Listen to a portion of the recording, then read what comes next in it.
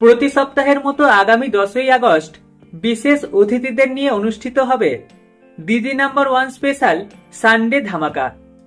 এই অনুষ্ঠানে চোখের সামনে মহান নায়িকার ছবি দেখে চমকে গেলেন রচনা। কিন্তু সত্যি কি রচনা মহানায়িকাকে দেখলেন? জি বাংলার তরফ থেকে সানডে ধামাকার যে প্রোমো মুক্তি পেয়েছে সেখানে দেখা যাচ্ছে দিদি নাম্বার 1 এর মঞ্চে সুচিত্রা সেন এবং আরাত্রিকা মাইতির ছবি পাশাপাশি দেখে তিনি যেন নিজের চোখে বিশ্বাস করতে পারছেন না। দুটি মানুষের ছবি কিভাবে এতটা মিলে যেতে পারে?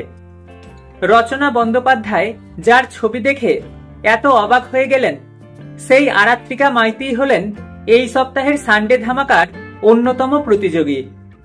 তবে শুধু আরাত্রিকা নয়, দিদি নাম্বার 1 প্রতিযোগী হয়ে এই সপ্তাহে আসবেন অমৃতা চট্টোপাধ্যায়, প্রিয়াঙ্কা ভট্টাচার্য।